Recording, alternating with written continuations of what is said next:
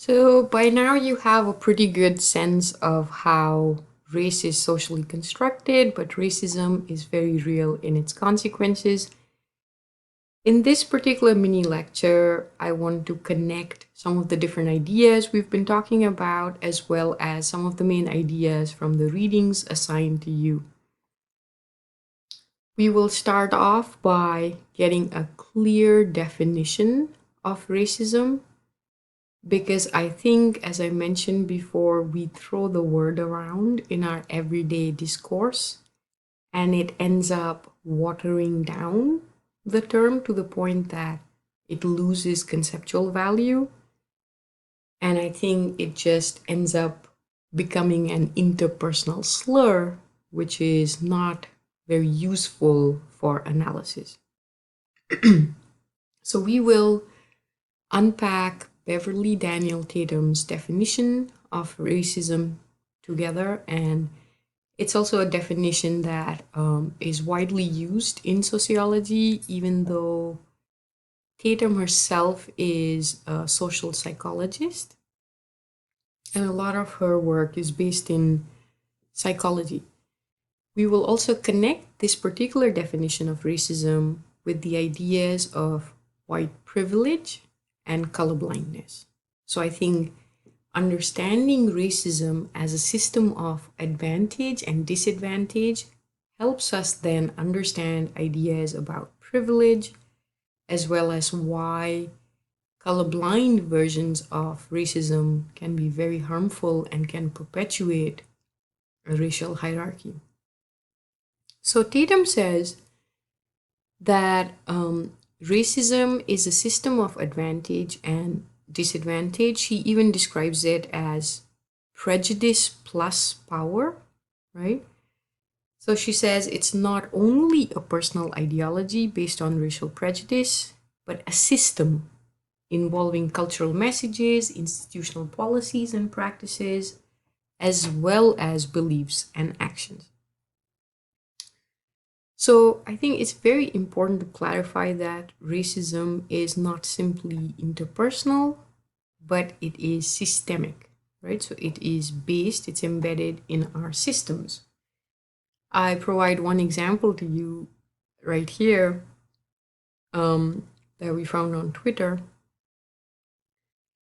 Legalizing marijuana without pardoning everyone in the jurisdiction who's in prison for selling weed is a form of institutional racism. So, in fact, now that we know marijuana has been legalized in several states, people are becoming entrepreneurs, right? Folks are getting training on how to start small businesses on marijuana.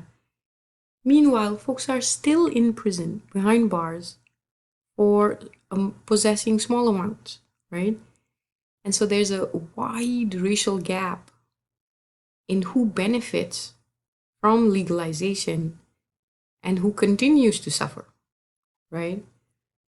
And then, of course, the devastating drug war, right, had primarily affected communities of color, but they haven't seen any of the resources funneled back to their communities.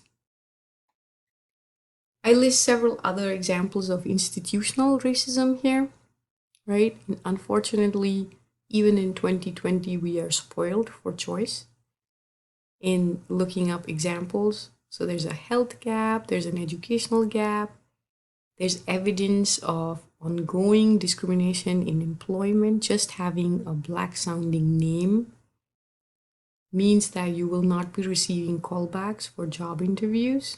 A 2012 study found that your chances of getting a call back are worse if you are black with no criminal record versus if you are white with a criminal record, right? We see this also in our sharing economy with Airbnb and so on. So unfortunately, racism continues. And I think this is an important idea. That's why I have the cartoon here. Too often in our country, when we talk about racism, we associate it with slavery. Slavery certainly was significant in establishing the color line. We've stated before that there's no other group in our society that experienced chattel slavery, right? and it's really important to talk about the impact of the original sin in our nation that we never quite dealt with. But I think it's a mistake to assume that racism is only about slavery, right? Because racism is ongoing. In fact, scholars have found that we've possessively invested in racism even more than before since World War II, right? So it's ongoing and it's institutionalized, right? And Tatum points out different aspects of this racism. So she talks about how in legitimate circles, it's no longer okay to talk about race as biology just because the evidence is overwhelming that it has no biological basis. And so, too often now, folks will talk about cultural stereotypes, right? Certain groups do certain things well, and other groups are not capable of doing certain things. Some groups are lazy and violent, other groups are hardworking, etc. Just as important are the omissions and distortions. So think about why none of us had read about the Hidden Figures women until the book and the movie came out, right? Why do we not introduce our children in schools, right, to these amazing women in NASA, Black women who were known as the first human computers? And this is really unacceptable considering how few women and how few women of color we have in STEM professions, right? So, besides the caricatures and just inaccurate information, there are omissions that really have an impact on how we perceive our history, our people, our identity, and how we see each other, right? Racism also manifests as internalized oppression. So, people of color internalize these stereotypes about our own groups. And so, in sociology, internalized racism or internalized oppression is used to refer to this phenomenon of racism having an impact on the psyche and identity of people of color. The feelings of being not good enough, right? The feelings of shame about our own group, our own skin color, right? So there's a lot of colorism within Black communities, South Asian communities, Asian communities, where folks actually use skin bleaching creams, right? Just recently, corporations have been trying to sweep it under the rug and distance themselves from these whitening products, right? Because of the movement that's happening on the ground. But colorism is very much prevalent in communities of color. So internalized oppression can manifest in many different ways. It can manifest as distancing oneself from one's own group, about embarrassment about one's group, about trying too hard, putting a lot of pressure on ourselves to prove ourselves. And I think if we are going to make any progress with undoing racism, internalized oppression is something that we really need to deal with because it also affects interracial solidarity. Tatum makes this really important point about active versus passive versions of racism. So, active racism would be bigotry, using slurs, having prejudice, discriminating against people on the basis of color, etc. And many a times we will pat ourselves on the back and say, thank goodness I'm not that. But when it comes to passive racism, Tatum points out that racism is like this travelator, right? And we are all going with the flow. And unless we are walking backwards actively, then we are complicit in the system of racism, right?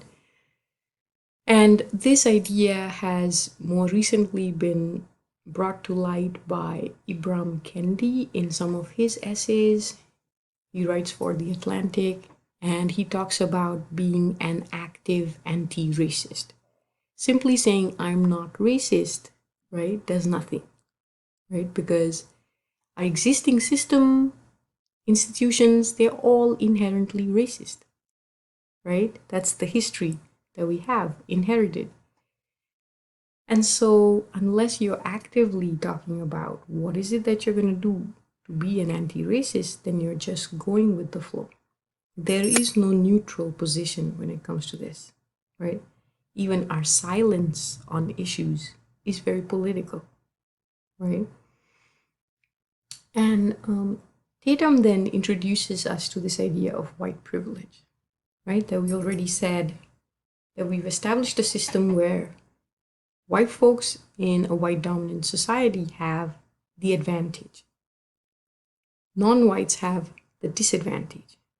And Tatum's asserting that with privilege comes responsibility. Right?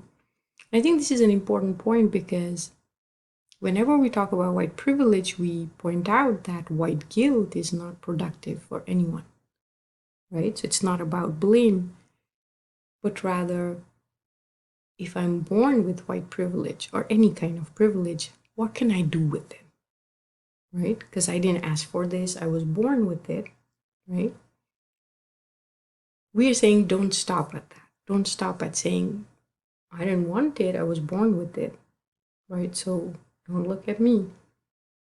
We're saying if you're born with certain advantages, the first step is to acknowledge that and then think about how can I use my privilege to make a change, right?